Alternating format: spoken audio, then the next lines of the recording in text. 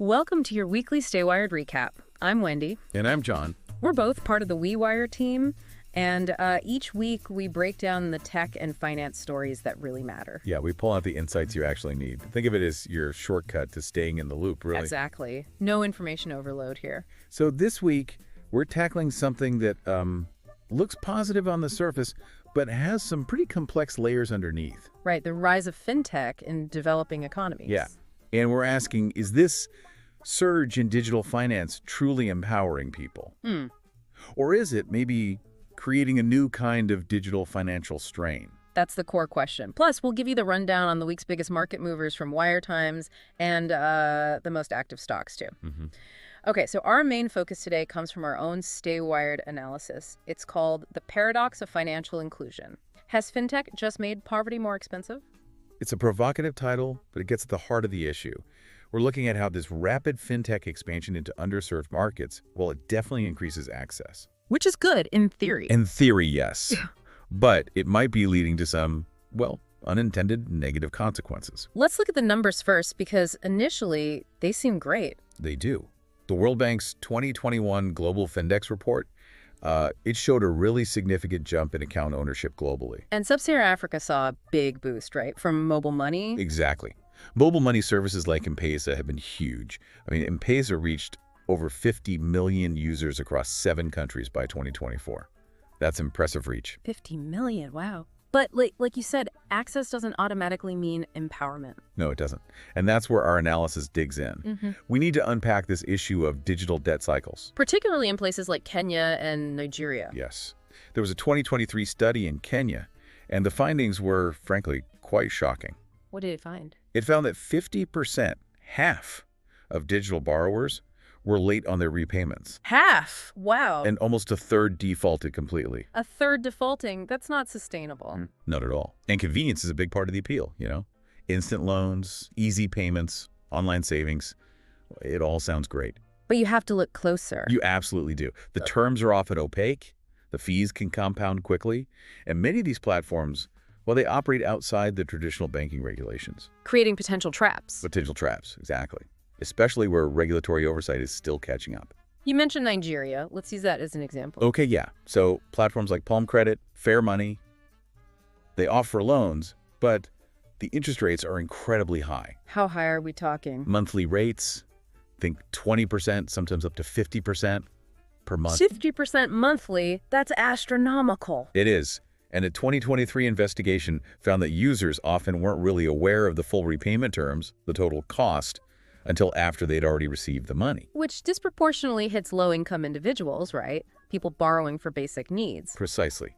They get caught in a cycle, borrowing repeatedly just to cover essentials, not for investment or, getting ahead. It just makes being poor more expensive, essentially. That's the risk, yes.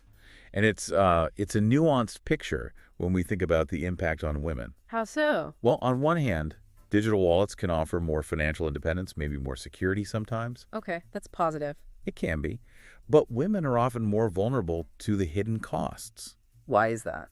Often due to lower digital literacy levels, maybe less access to financial education to understand the complex terms. A 2023 CGAP study looking across 6 emerging markets found women actually incurred higher penalties. Higher penalties? Why? Often because they misunderstood the loan terms or they had trouble with the digital onboarding process itself. So the tech itself can be a barrier? It can be.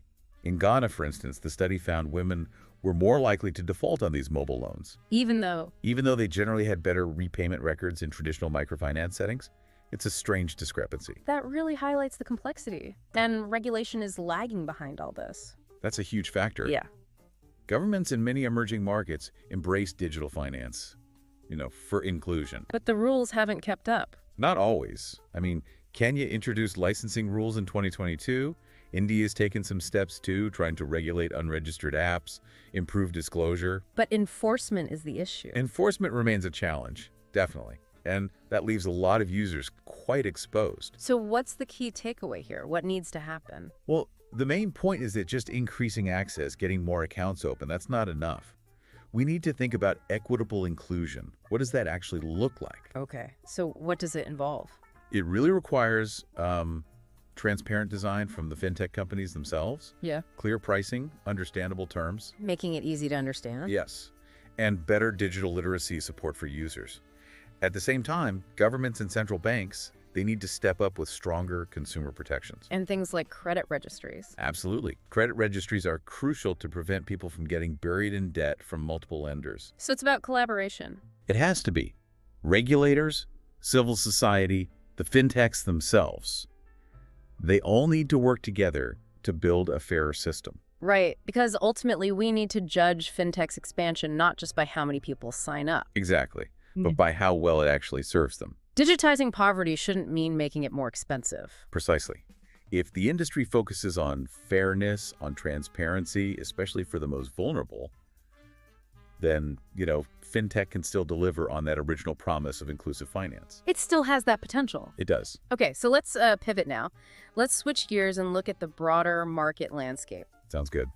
We've got the key movements from Wire Times covering global and African markets this week. All right. Globally, what's been happening? Well, interestingly, the EU offered a new trade deal to the U.S. Apparently, lobster was even on the table. Lobster. Okay. And what about treasury yields? Yeah, the 30-year U.S. Treasury yield.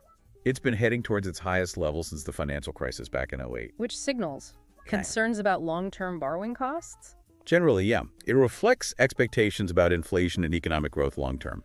And there was some drama with short sellers. Oh, yeah. A big one. NVIDIA and Tesla, they lit a major rout for short sellers. Cost them over $250 billion. Wow. That's huge. But the U.S. labor market looks stable. Seems so. Weekly jobless claims fell, which usually points to stability. But there are potential headwinds. Walmart warning about prices. Right. Walmart warned that tariffs could lead to price increases for consumers. And home builder sentiment. That slid to its lowest point since 2023. So maybe some concerns bubbling in the housing market. U.S. futures were a bit shaky overall. Stocks look set for weekly losses. Okay, what about internationally? Pakistan is apparently looking to offer U.S. firms concessions on mining investment during tariff talks. Interesting. And Apple in India. Big news there. Apple is set to expand its India supply chain, investing a hefty $1.5 billion in a Foxconn plant. Continuing that diversification trend. Definitely. And in Japan, core inflation hit a more than 2-year high. Raising talk of a rate hike. Yeah, potentially a Bank of Japan rate hike by year-end. That's being watched closely. Any positive signs on the U.S.-China front? Well, there was the first call between them since their Geneva meeting. So maybe, possibly, some progress in trade discussions. A small step. Okay. And the UK. A surprise jump in retail sales, up 1.2% in April, which beat expectations significantly. Good news for the UK economy there. All right, let's turn to Africa. Okay, Zambia's central bank kept its main interest rate steady at 14.52%. 14.5%, okay. And sadly, in South Africa, Sibanye is working to rescue a large number of miners trapped in a gold mine. Very serious situation there. Yeah, hoping for the best outcome there. Any positive news? On the tech front, yes. TLCom secured a $70 million Pan-African tech fund. That's significant capital for startups. That is good news. And the multi-choice deal? Canal Plus is expected to get conditional approval for its takeover of MultiChoice. That's a major media consolidation. Right. What about inflation in South Africa? It ticked up slightly in April, mainly driven by rising food costs again. Food prices continue to be a pressure point. They do. And interestingly, the Dangote refinery in Nigeria reduced its petrol price again. That's the 6th time this year. Yeah, the 6th time. Could help ease some inflationary pressure there, potentially. Okay, let's move to the FX corner. Foreign exchange markets. Africa first. Sure. The big story is the Ghanaian cedi. What happened there? A massive gain against the U.S. dollar this week, up 11.53%. 11%. Wow. Why such a big move? It's continuing a strong trend. It's linked to progress in their debt restructuring talks and getting renewed IMF disbursements. Positive sentiment building. Okay, what about the Kenyan shilling? Pretty stable, actually. Slight appreciation. It's almost flat for the year now. Supported by? Conservative monetary policy from their central bank and solid remittance inflows. And the Nigerian Ashra. Also appreciated, helped by oil-related inflows and central bank support in the market. South African rand. Mostly unchanged this week, but it's been quite volatile recently, hasn't it? Ahead of the elections. Yeah, election jitters likely playing a role. And the CFA franc? The West African CFA franc saw very little change. still lagging behind some regional peers. Okay, globally.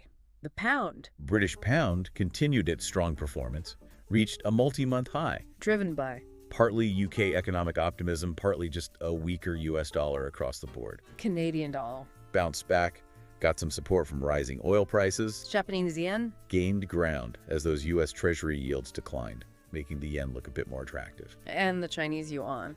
Relatively stable amidst all that. All right, commodities corner next. Oil.